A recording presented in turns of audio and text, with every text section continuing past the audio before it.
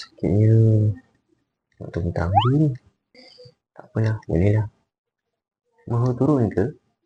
Biar saya tolong. Boleh ke? Terima kasihlah. Tak apa. Tolong orang kan kebaikan kecil je. Semoga Allah Subhanahu Taala balas kebaikan awak.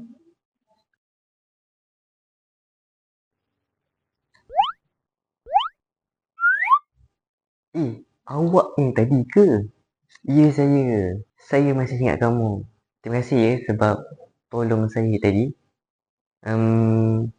Nak tak saya belanja awak makan? Tak apalah. Saya cuma tolong sedikit je. Tak apa. Dalam surah Ar-Rahman ayat 60, Allah Subhanahu Taala berfirman, tidak ada balas bagi kebaikan melainkan kebaikan. Masya Allah. Rupanya setiap kebaikan akan dibalas oleh Allah Subhanahu Taala.